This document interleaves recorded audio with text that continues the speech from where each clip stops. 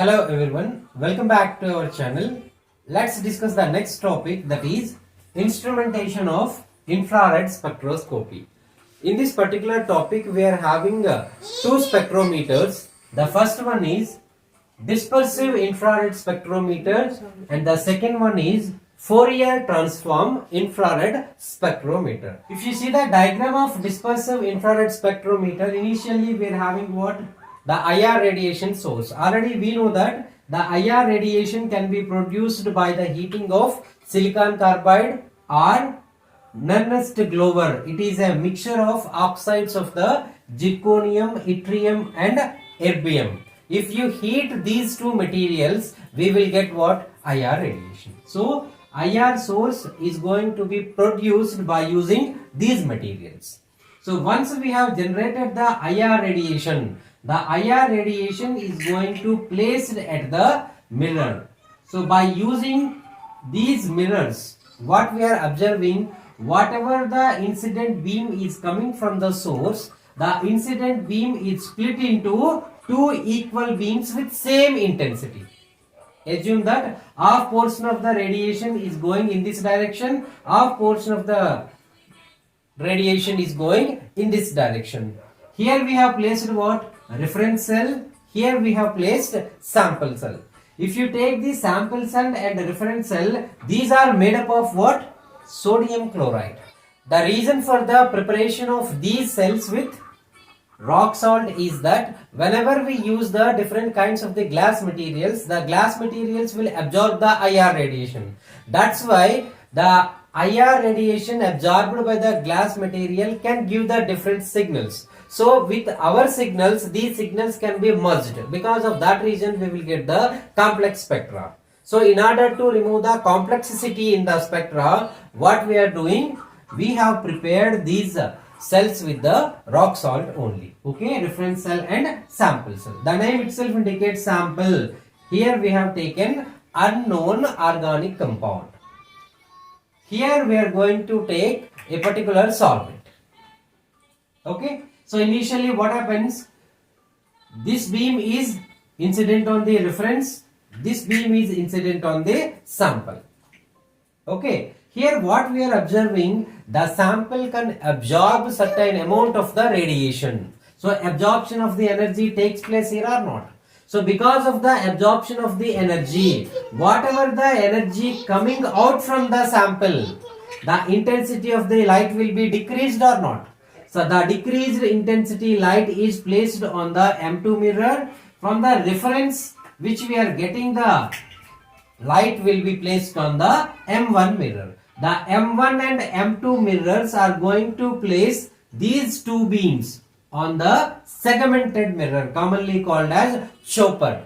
The chopper is always in the rotation condition. Because of the rotation condition, what we are observing, it can easily identify the beam coming from the M2 mirror and the beam coming from the M1 mirror. It can reflects each and every kind of the beam one by one. So whatever the beams which we are getting from the segmented mirror, those are going to be placed through the slit or not. So what is the use of this slit?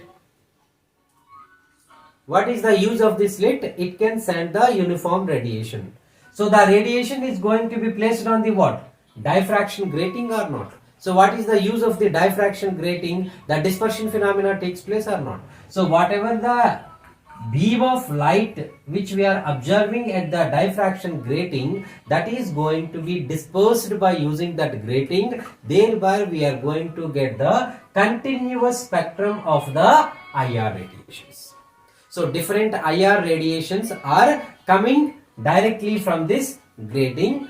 So one by one the IR radiation is passed through the slit and the detector will detect different kinds of the incoming radiations. So what are the radiations which we are having? The radiation which is coming from the sample cell and the radiation coming from the reference cell. So those beams are having different intensities or not? So the intensity ratio will be calculated by the detector. That can be sending to the amplifier. Amplifier can give the signal. So here see the sampling. how can we prepare the sample to be placed in the sample cell? This is one of the important criteria which we need to understand. So in generally what happens, we are going to prepare the potassium bromide pellets. So how can we prepare? We will take small amount of finely powdered your compound, is going to mix it with potassium bromide, then that one is subjected to the high pressure, mechanical pressure, thereby we are going to create a pellet commonly called as tablet. The tablet is directly placed in the sample cell. The second type is what we can use, Nuzalmul. It is a hydrocarbon. The hydrocarbon is mixed with the potassium bromide and also our unknown organic compound. Thereby we can prepare the potassium bromide pellet that can be placed here. The third condition is that we can use a solvent in the reference. How can we use? Suppose my compound is dissolved in CCl4 solvent. So I have taken small amount of the compound, placed in the CCl4 solvent.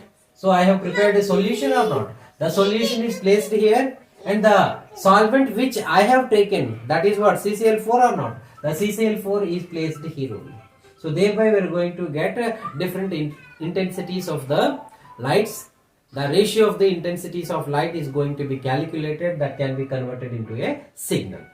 So here whatever the spectra which we are getting, that is the what? Frequency domain spectra. What does it means? Finally whatever the output we are coming, that is based on the observation of different frequencies of the IR radiations by the detector or not. So detector is detecting different IR radiations in the form of a frequency. That's why we are saying it is a frequency domain spectrum. One important point we need to understand in case of the instrumentation, the representation of the spectra. In case of the UV, NMR and other spectroscopic techniques, the peaks are going to be like this. But in case of the IR, the peak is inverted peak. It's very important question. Why the peak is inverted in case of the IR? Why? Because in case of the IR, we are taking percentage of transmittance on the y-axis. In all the remaining spectroscopic techniques, we are going to take the absorption. So because of that reason, we are getting inverted peak in the IR. So percentage of transmittance versus the wave number. So how can we calculate the percentage of transmittance? IS by IR. Intensity of the sample beam or intensity of the reference beam. The ratio which we are going to take into 100, we will come up with the percentage of transmittance. Suppose see this one. Here we are having a particular line, means the transmittance is 100%. It means that what? The sample does not absorb any kind of energy. Here we are getting a peak, means what? The sample absorbed some amount of energy. So this is all about your dispersive infrared spectrometer. Very simple or not? Then what is the necessity to introduce Fourier transform IR spectrometer? In case of the dispersive spectrometer, what happens?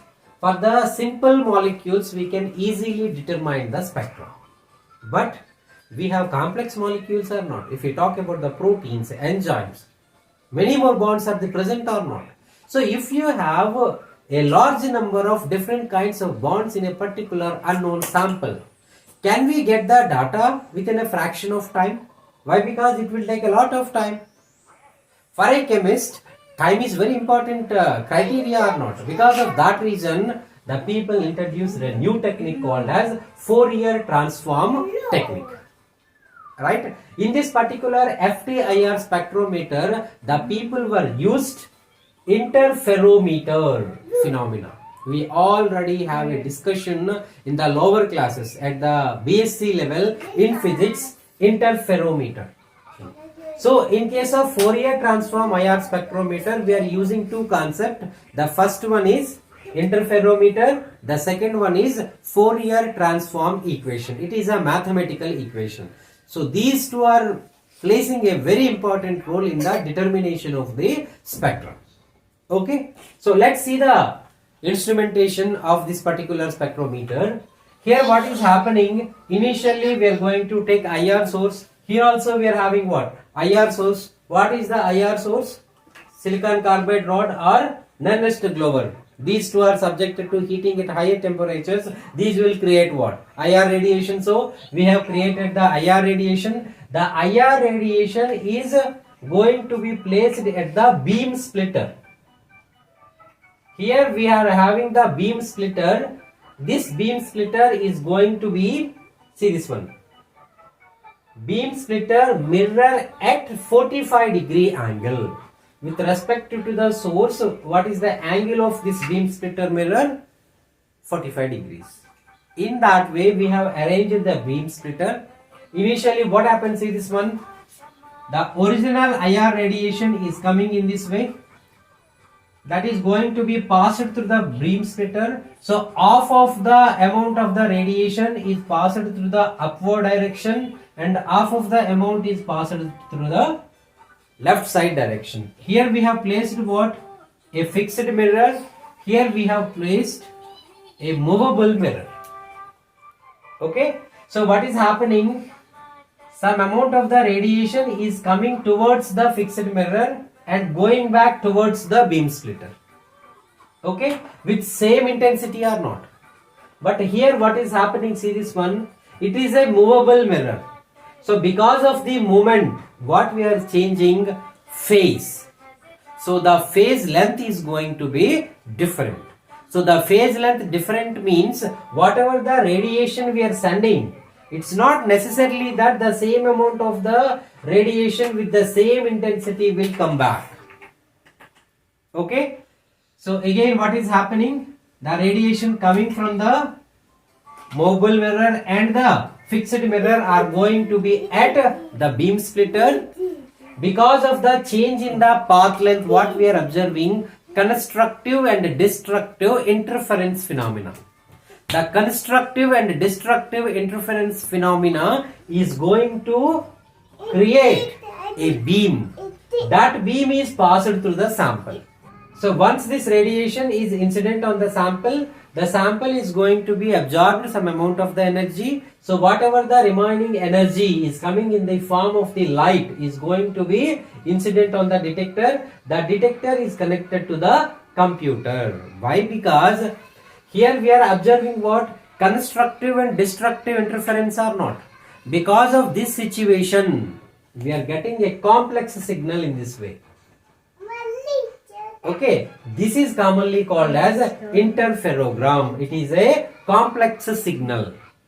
Why? Because your unknown organic sample is containing different kinds of the bonds or not. So all the bonds can absorb the energy at a time. So because of that reason we are getting many peaks or not. So all the peaks are merged. Because of that reason we are having what?